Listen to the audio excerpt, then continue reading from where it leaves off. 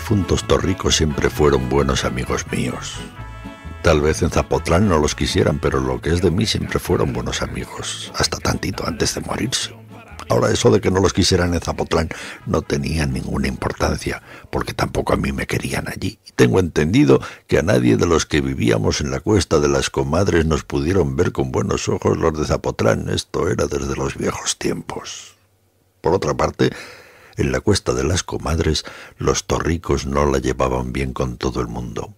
Seguido había desavenencias, y si no es mucho decir, ellos eran allí los dueños de la tierra y de las casas que estaban encima de la tierra, con todo y que cuando el reparto, la mayor parte de la Cuesta de las Comadres, nos había tocado por igual a los 60 que allí vivíamos y a ellos, a los Torricos, nada más un pedazo de monte, con una mezcalera nada más, pero donde estaban desperdigadas casi todas las casas. A pesar de eso, la Cuesta de las Comadres era de los Torricos. El coamil que yo trabajaba era también de ellos, de Odilón y Remigio Torrico, y la 12 de lomas verdes que se veían allá abajo eran juntamente de ellos. No había por qué averiguar nada, todo el mundo sabía que así era. Sin embargo, de aquellos días a esta parte la Cuesta de las Comadres se había ido deshabitando. De tiempo en tiempo alguien se iba, atravesaba el guardaganado donde está el palo alto y desaparecía entre los encinos y ya no volvía a aparecer nunca, se iban, eso era todo. Y yo también hubiera ido de buena gana a asomarme a ver qué había tan atrás del monte que no dejaba volver a nadie, pero me gustaba el terrenito de la cuesta y además era buen amigo de los Torricos. El coamil, donde yo sembraba todos los años un tantito de maíz para tener elotes y otro tantito de frijol, quedaba por el lado de arriba, allí donde la ladera baja hasta esa barranca que le dicen Cabeza del Toro. El lugar no era feo, pero la tierra se hacía pegajosa desde que comenzaba a llover y luego había un desparramadero de piedras duras y filosas como troncones que parecían crecer con el tiempo. Sin embargo, el maíz se pegaba muy bien y los elotes que allí se daban eran muy dulces. Los Torricos, que para todo lo que se comían necesitaban la sal de tequesquite, para mis elotes no. Nunca buscaron ni hablaron de echarle tequesquite a mis elotes, que eran de los que se daban en Cabeza del Toro. Y con todo y eso, y con todo, y que las lomas verdes de allá abajo eran mejores, la gente se fue acabando. No se iban para el lado de Zapotlán, sino por este otro rumbo, por donde llega a cada rato ese viento lleno del olor de los encinos y del ruido del monte. Se iban callados la boca, sin decir nada ni pelearse con nadie. Es seguro que les sobraban ganas de pelearse con los Torricos para desquitarse de todo mal que les habían hecho, pero no tuvieron ánimos. Seguro eso pasó. La cosa es que todavía después de que murieron los Torricos nadie volvió más por aquí. Yo estuve esperando, pero nadie regresó. Primero les cuidé sus casas, remendé los techos y les puse ramas a los agujeros de sus paredes, pero viendo que tardaban en regresar las dejé por la paz. Los únicos que no dejaron nunca de venir fueron los aguaceros de mediados de año y esos ventarrones que soplan en febrero y que le vuelan a uno la cobija a cada rato. De vez en cuando también venían los cuervos, volando muy bajito y graznando fuerte como si creyeran estar en algún lugar deshabitado. Así siguieron las cosas todavía después de que se murieron los Torricos. Antes, desde aquí, sentado donde ahora estoy, se veía claramente Zapotlán. En cualquier hora del día y de la noche podía verse la manchita blanca de Zapotlán allá lejos, pero ahora las jarillas han crecido muy tupido y por más que el aire las mueve de un lado para otro no dejan ver nada de nada. Me acuerdo de antes, cuando los Torricos venían a sentarse aquí también, y se estaban acuclillados horas y horas hasta el oscurecer, mirando para allá sin cansarse, como si el lugar este les sacudiera sus pensamientos, el mitote de ir a pasearse a Zapotlán. Solo después supe que no pensaban en eso. Únicamente se ponían a ver el camino, aquel ancho callejón arenoso que se podía seguir con la mirada desde el comienzo hasta que se perdía entre los del Cerro de la Media Luna. Yo nunca conocí a nadie que tuviera un alcance de vista como el de Remigio Torrico. Era tuerto, pero el ojo negro y medio cerrado que le quedaba parecía acercar tanto las cosas que casi las traía junto a sus manos. Y de allí a saber qué bultos se movían por el camino no había ninguna diferencia. Así, cuando su ojo se sentía a gusto teniendo en quien recargar la mirada, los dos se levantaban de su divisadero y desaparecían de la cuesta de las comadres por algún tiempo. Eran los días en que todo se ponía de otro modo aquí entre nosotros. La gente sacaba de las cuevas del monte sus animalitos y los traía a amarrar en sus corrales. Entonces se sabía que había borregos y guajolotes, y era fácil ver cuántos montones de maíz y de calabazas amarillas amanecían asoleándose en los patios. El viento que atravesaba los cerros era más frío que otras veces, pero no se sabía por qué. Todos allí decían que hacía muy buen tiempo, y uno oía en la madrugada que cantaban los gallos como en cualquier lugar tranquilo, y aquello parecía como si siempre hubiera habido paz en la cuesta de las comadres. Luego volvían los torricos, avisaban que venían desde antes que llegaran, porque sus perros salían a la carrera y no paraban de ladrar hasta encontrarlos. Y nada más por los ladridos todos calculaban la distancia y el rumbo por donde irían a llegar. Entonces la gente se apuraba a esconder otra vez sus cosas. Siempre fue así el miedo que traían los difuntos torricos cada vez que regresaban a la cuesta de las comadres. Pero yo nunca llegué a tenerles miedo. Era buen amigo de los dos y a veces hubiera querido ser un poco menos viejo para meterme en los trabajos en que ellos andaban. Sin embargo, ya no servía yo para mucho.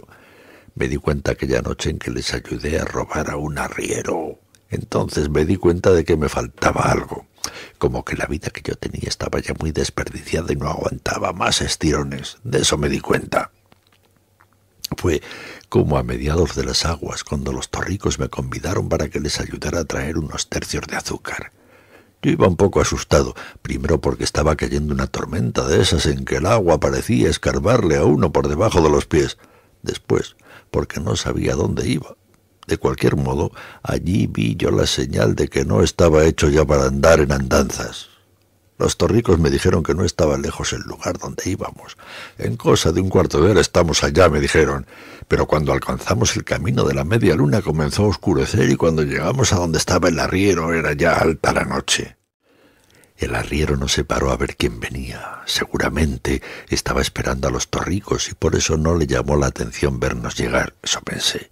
Pero todo el rato que trajinamos de aquí para allá con los tercios de azúcar, el arriero se estuvo quieto, agazapado entre el zacatal. Entonces les dije eso a los torricos. Les dije, ese que está allí tirado parece estar muerto o algo por el estilo.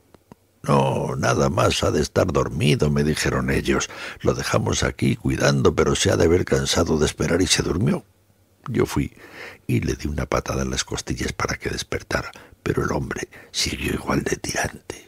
Está bien muerto, les volví a decir. No, no te creas, nomás está tantito atarantado porque Odilon le dio con un leño en la cabeza, pero después se levantará. Ya verás que en cuanto salga el sol y sienta el calorcito, se levantará muy aprisa y se irá enseguida para su casa. Agárrate ese tercio de allí, vámonos. Fue todo lo que me dijeron. Ya por último, le di una última patada al muertito y sonó igual que si se lo hubiera dado un tronco seco. Luego me eché la carga al hombro y me vine por delante. Los torricos me venían siguiendo. Los oí que cantaban durante largo rato hasta que amaneció. Cuando amaneció dejé de oírlos. Ese aire que sopla tantito antes de la madrugada se llevó los gritos de su canción y ya no pude saber si me seguían, hasta que oí pasar por todos los lados los ladridos encarrerados de sus perros. De ese modo fue como supe qué cosas iban a espiar todas las tardes los torricos sentados junto a mi casa de la cuesta de las comadres. A Remigio Torrico yo lo maté. Ya para entonces quedaba poca gente entre los ranchos. Primero se habían ido de uno en uno, pero los últimos casi se fueron en manada. Ganaron y se fueron aprovechando la llegada de las heladas. En años pasados llegaron las heladas y acabaron con las siembras en una sola noche. Y este año también, por eso se fueron. Creyeron seguramente que el año siguiente sería lo mismo, y parece que ya no se sintieron con ganas de seguir soportando las calamidades del tiempo todos los años y la calamidad de los torricos todo el tiempo. Así que cuando yo maté a Remigio Torrico, ya estaban bien vacías de gente la cuesta de las comadres y las lomas de los alrededores. Eso sucedió como en octubre. Me acuerdo que había una luna muy grande y muy llena de luz, porque yo me senté afuerita de mi casa a remendar un costal todo agujereado, aprovechando la buena luz de la luna cuando llegó el Torrico. Ha de haber andado borracho. Se me puso enfrente y se bamboleaba de un lado para otro, tapándome y destapándome la luz que yo necesitaba de la luna. Ir ladereando no es bueno, me dijo después de mucho rato. A mí me gustan las cosas derechas, y si a ti no te gustan, ahí te lo oiga, porque yo he venido aquí a enderezarlas. Yo seguí remendando mi costal. Tenía puestos todos mis ojos sin coserle los agujeros, y la aguja de Arria trabajaba muy bien cuando le alumbraba la luz de la luna. Seguro por eso creyó que yo no me preocupaba de lo que decía. «A ti te estoy hablando», me gritó, ahora sí ya corajudo. «Bien sabes a lo que he venido». Me espanté un poco cuando se me acercó y me gritó aquello casi a boca de jarro. Sin embargo, traté de verle la cara para saber de qué tamaño era su coraje y me le quedé mirando como preguntándole a qué había venido. Eso sirvió. Ya más calmado, se soltó diciendo que a la gente como yo había que agarrarla desprevenida. «Se me seca la boca al estarte hablando después de lo que hiciste», me dijo, «pero era tan amigo mío mi hermano como tú, y solo por eso vine a verte, a ver cómo sacas en claro lo de la muerte de Odilon». Yo lo oía ya muy bien. Dejé a un lado el costal y me quedé oyéndolo sin hacer otra cosa. Supe cómo me echaba a mí la culpa de haber matado a su hermano, pero no había sido yo. Me acordaba de quién había sido y yo se lo hubiera dicho, aunque parecía que él no me dejaría lugar para platicarle cómo estaban las cosas. Odilon y yo llegamos a pelearnos muchas veces, siguió diciéndome. Era algo duro de entender y le gustaba encararse con todos, pero no pasaba de allí. Con unos cuantos golpes se calmaba, y eso es lo que quiero saber, si te dijo algo, o te quiso quitar algo, o qué fue lo que pasó. Pudo ser que te haya querido golpear y tú le madrugaste, algo de eso ha de haber sucedido. Yo sacudí la cabeza para decirle que yo no tenía nada que ver. «Oye», me atajó el Torrico, «Odilon llevaba ese día 14 pesos en la bolsa de la camisa. Cuando lo levanté, lo esculqué y no encontré esos 14 pesos.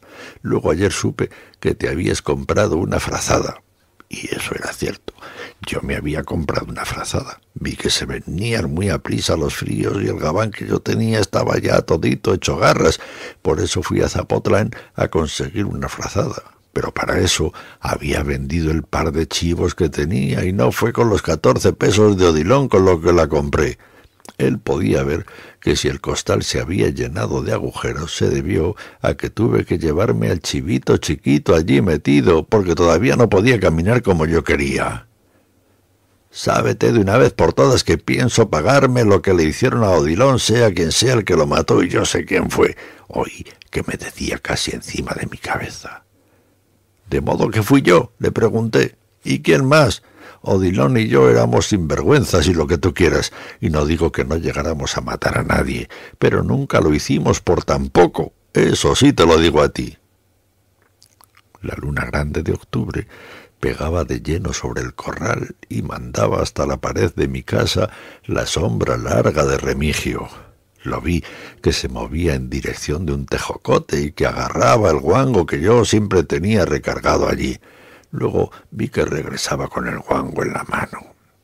Pero al quitarse él de enfrente, la luz de la luna hizo brillar la aguja de Arria que yo había clavado en el costal. Y no sé por qué, pero de pronto comencé a tener una fe muy grande en aquella aguja. Por eso, al pasar Remigio Torrico por mi lado, desensarté la aguja y sin esperar otra cosa, se la hundía él cerquita del ombligo, se la hundía hasta donde le cupo, y allí la dejé. Luego se engarruñó, como cuando da el cólico, y comenzó a calambrarse hasta doblarse poco a poco sobre las corvas y quedar sentado en el suelo todo entelerido y con el susto asomándosele por el ojo. Por un momento pareció como que se iba a enderezar para darme un machetazo con el guango, pero seguro se arrepintió o no supo ya qué hacer. Soltó el guango y volvió a engarruñarse.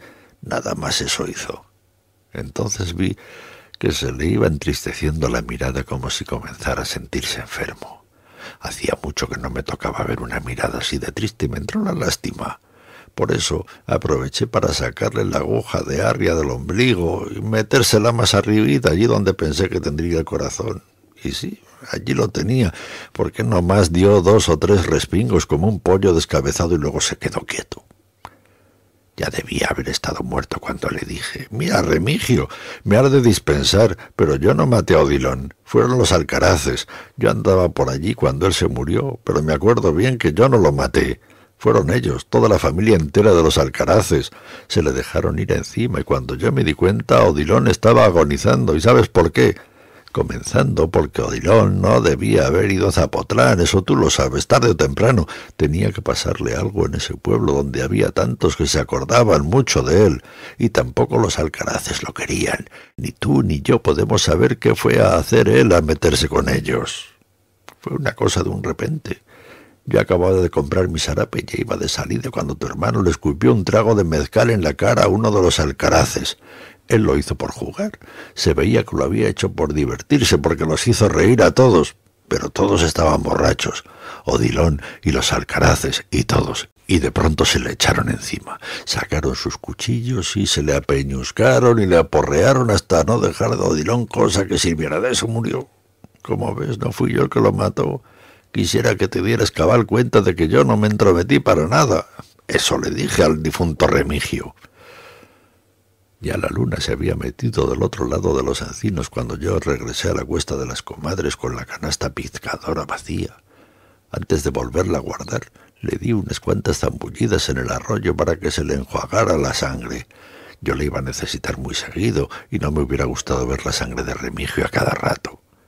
Me acuerdo que eso pasó ya por octubre, a la altura de las fiestas de Zapotlán. Y digo que me acuerdo que fue por esos días, porque en Zapotlán estaban quemando cohetes, mientras que por el rumbo donde tiré a Remigio se levantaba una gran parvada de zopilotes a cada tronido que daban los cohetes. De eso me acuerdo.